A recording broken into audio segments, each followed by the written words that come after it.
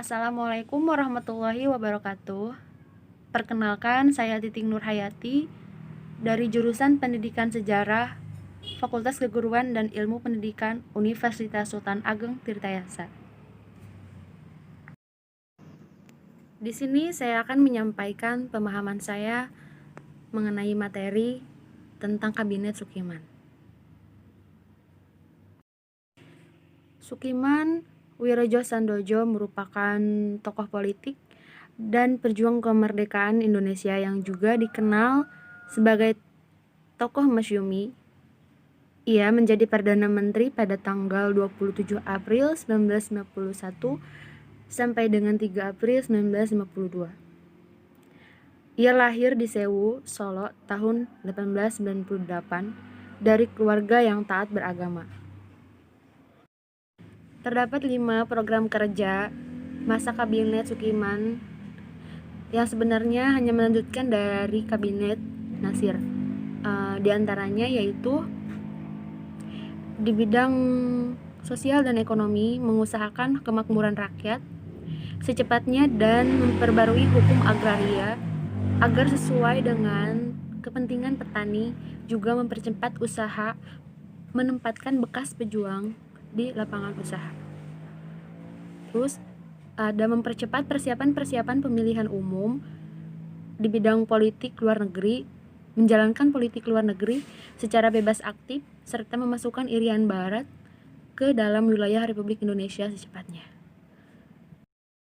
Untuk kemakmuran rakyat, pada masa Kabinet Sukiman melaksanakan nasionalisasi terhadap perusahaan-perusahaan asing dan yang sekiranya berpengaruh untuk negara Indonesia serta rakyat. Seperti misalnya menasionalisasikan bank sirkulasi.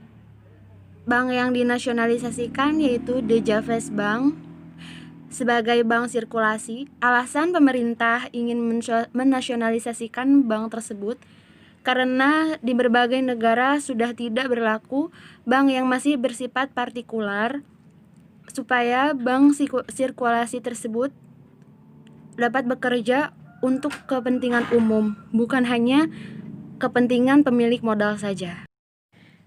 Hubungan politik luar negeri pada masa Kabinet Sukiman. Pada masa Kabinet Sukiman, politik luar negeri merupakan politik bebas aktif Indonesia, diartikan sebagai politik luar negeri yang berdasar pada Pancasila yang dengan menghendaki terciptanya perdamaian dunia. Nah, akan tetapi pada pemerintahannya terjadi krisis kebijakan politik luar negeri. Kabinet Sukiman menganut garis pro Barat secara lebih aktif. Hasil yang dicapai pada masa Kabinet Sukiman tidak terlalu berarti, sebab programnya melanjutkan dari program Kabinet Nasir. Hanya saja terjadi perubahan skala prioritas dalam pelaksanaan programnya. Seperti awalnya program menyatakan usaha, menggiatkan usaha keamanan, ketentraman, selanjutnya diprioritaskan untuk menjamin keamanan dan ketentraman.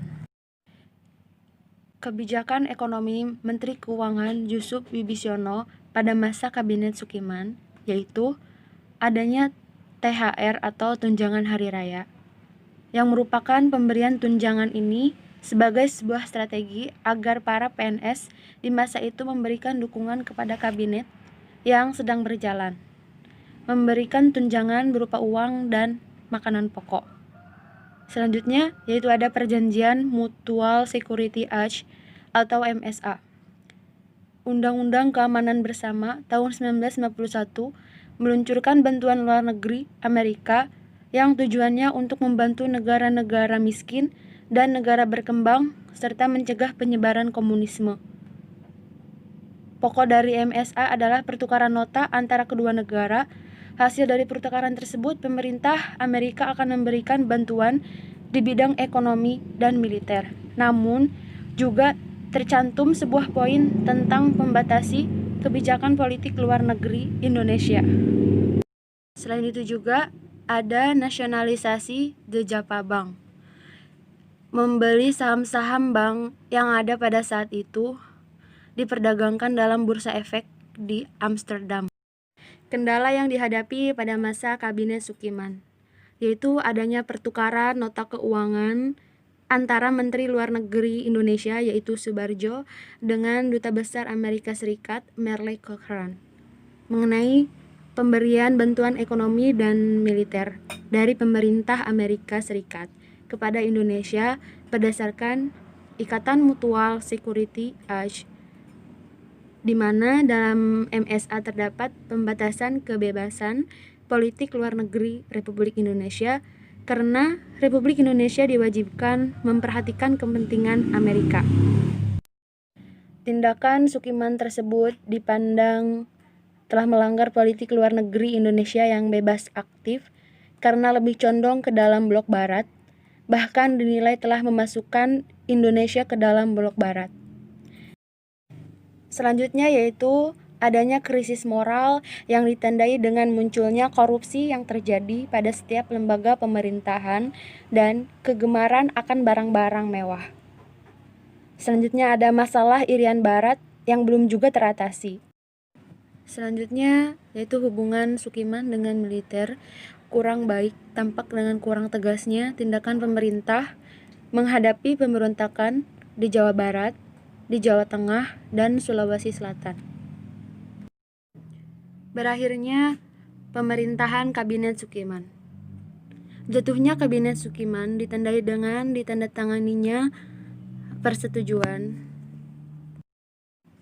bantuan ekonomi dan persenjataan dari Amerika kepada Indonesia atas dasar Mutual Security Act atau MSA. Persetujuan ini menimbulkan tafsiran bahwa Indonesia telah masuk ke dalam blok barat, yang berarti bertentangan dengan prinsip dasar politik luar negeri Indonesia yang bebas aktif. Muncul pertentangan dari Masyumi dan PNI atas tindakan Sukiman sehingga menarik dukungannya terhadap kabinet tersebut. DPR akhirnya menggugat Sukiman dan terpaksa Sukiman harus mengembalikan mandatnya kepada presiden.